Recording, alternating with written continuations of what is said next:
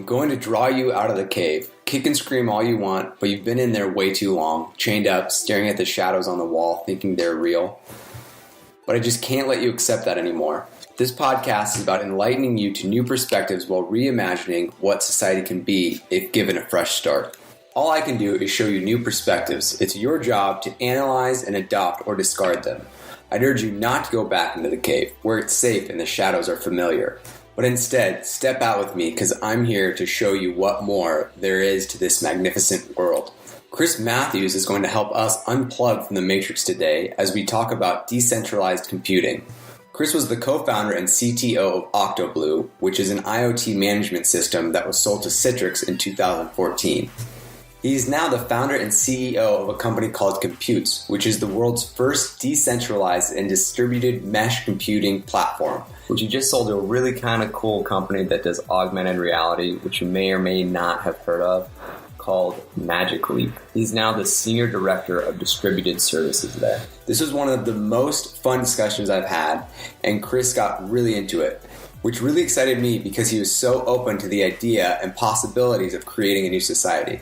I can't wait to have him back on the show in the future, because 1 hour was not even close to enough time for us to discuss all we wanted to really discuss. Before I jump into it with Chris, I want to mention how I'd really appreciate it if you could support me on Patreon after you've listened to the show and decide that you've enjoyed it. Even just hooking me up with $1 a month would be amazing. I plan to use the money to help increase the quality of the shows, and also to hire on a few more people to make the producing of these episodes a little bit easier on me. The money will also allow me to potentially release more than one episode a week. If you do support me on Patreon, you'll get some badass bonus content like me doing street epistemology, which is where I go out and talk to people on the street or maybe in coffee shops or potentially just at their apartment or my apartment, wherever. But I'm talking with them about their beliefs and why they have them. Once I do lock down a few sponsors, you'll get access to sponsorless episodes through Patreon and other cool stuff I happen to come up with once I grow the show a little bit more. So check it out at patreon.com/outofthecave.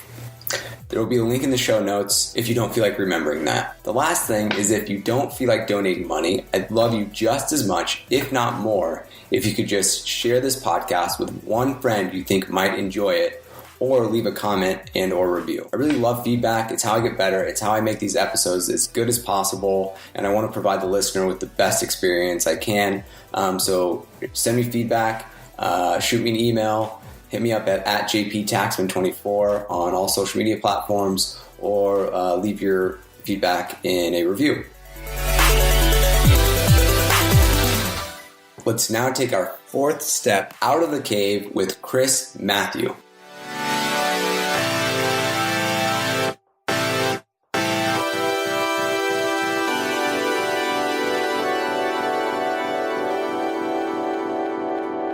So I'm going to start off each podcast framing the conversation because I found it's pretty challenging for people to kind of get into this mindset of getting out of solving problems for this society, which we all are trying to do every day, right? Especially as business people, we're like, how do we fix what's going on now, and get into the idea of fresh start, starting from scratch and building something new in the way we would really like to build it, with the resources available.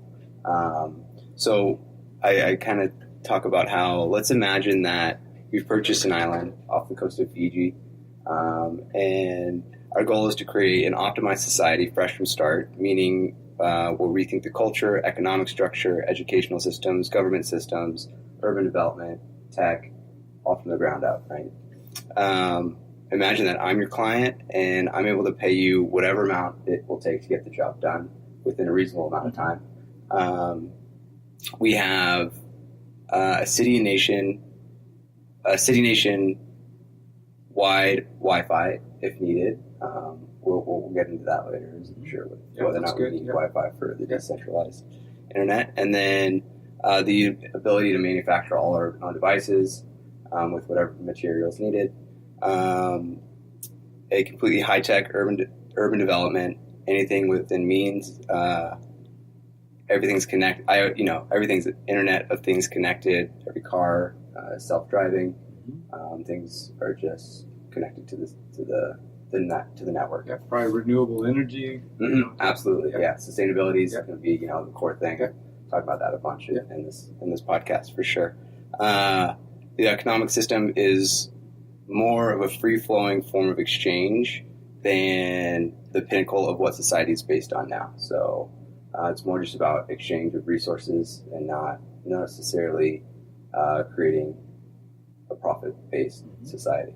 Barters, like going back to the days of barter societies. Yeah, something like that. And again, this is things that I'm definitely planning on getting more into in different podcasts of how this would actually work. And you're talking with economists on how that could possibly happen. Because just if you do have like over, I think, a couple hundred people, you still need some form of way to note the exchange is happening. But I think something like that is a better idea where it's just a ledger. Yeah, right. And in the society, people also care more about well-being and achieving fulfillment than, like we were talking about, the accumulation of monetary wealth. So that's more of the values and goals. That's utopia. you just explained, like the perfect place to live. Yeah, I mean, I don't like to use utopia, right? I like to use just like better than what we have now.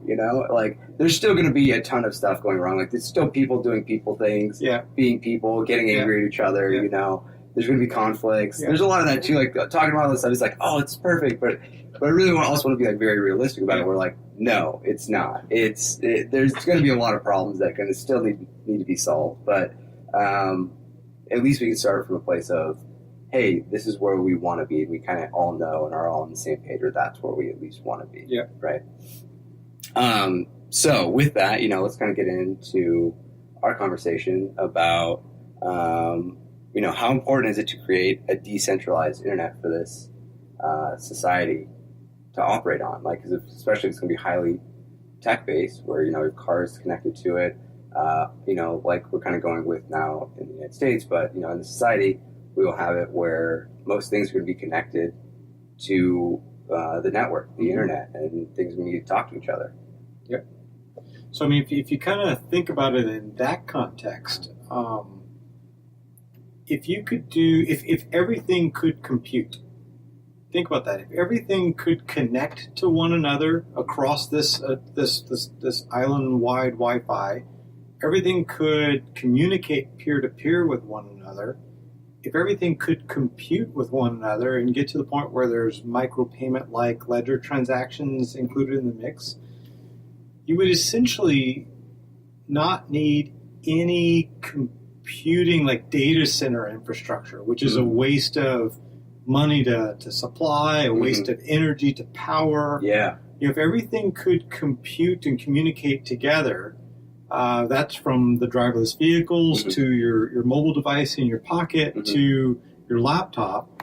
And one more other note is that even with computers today, these machines are so powerful that, like, even when you're doing this podcast, I bet that Mac is 90% idle. The CPU and GPU in that Mac is probably 90% idle while you're using it. So to keep that in mind as you think about this world where everything computes, there's an excess of computing power that's already present, just underutilized or untapped. So if you had something like computes, that's what we're building, computing, all of that latent CPU and GPU could be harnessed so that the burden of computing is distributed across all of these devices, where it's most applicable to compute. So things like AI, for instance, where you're doing a lot of like machine learning, for instance, rather than moving like the data from the device, like the car, to the cloud like we do today, that's expensive and security issues and everything with moving that much data to the cloud and latent. So you're dealing with way slow responses to react. If everything around that car, in the car, and around the car was computing together, now you're getting real-time machine learning, real-time, low latency, efficient computing without data centers, without the cloud, without... Interesting. Yeah, and so all of it... And it also brings into this context or this thought that of proximity computing.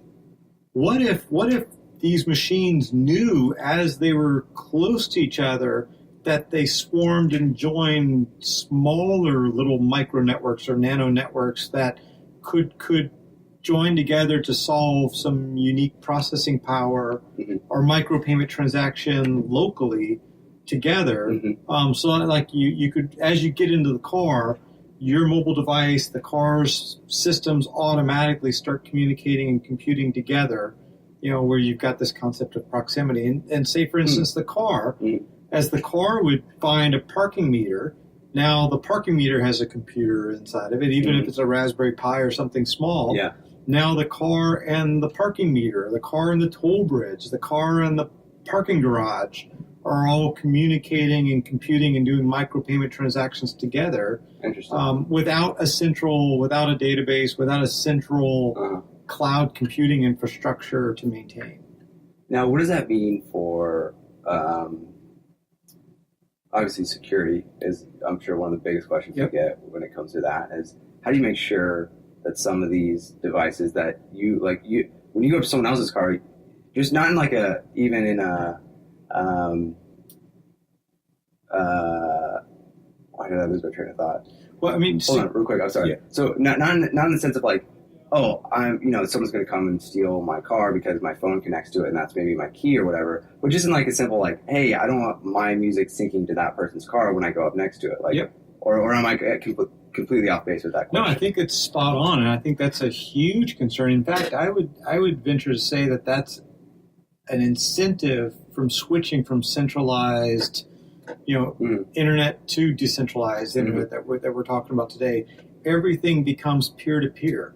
So now I have the ability to approve or not approve you to share whatever I want with me, because now we're equal peers on this decentralized network.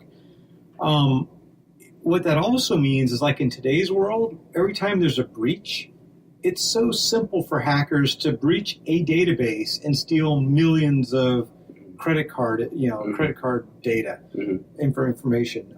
In a peer-to-peer world, that hacker would have to hack each of us individually as peers on the network to get our data. So I think in this world where we're talking peer-to-peer, you still could have encrypted communications even in a peer-to-peer world. You still could have data encrypted at rest in a peer-to-peer world, but now you're removing the middleman. You're removing the middleman from intercepting our communications or our payments or our data, and you're eliminating this idea of this problem of centralized data that's hackable. If you exploit one database, you've got everything.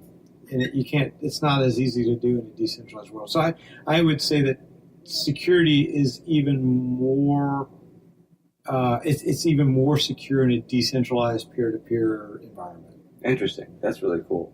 One of the things actually I just kind of want to bring up that I've been thinking about lately with this society is potentially if it's kind of built on like a abundance-based mindset where things are just, in a sense, given, like there's no real sense of ownership. It's just we all kind of own everything, and if something gets stolen, you can just go get another one. Yeah, and because things are in abundance, like there's nothing that's the only reason we care about whether or not something gets stolen is because of scarcity, and that's again an idea that's based on like a monetary system where you have to go buy another one and you'll lose money for getting it, or and it can be dated even further back to where it literally used to be like scarce resources and you had to fight for resources. Like there weren't enough for everybody, but now there is, and we could build a society where there is. So with that, I think it's possible that there might not be much of a need of a worry for security in the society. It's more just like maybe the only reason you'd be worried about security is like personal information in the sense of, I don't want someone knowing about this thing I said about someone else, just because it might hurt privacy. Them. But hopefully we'd be able to work through those things, because we'd be a more educated society in the way of communication, hopefully.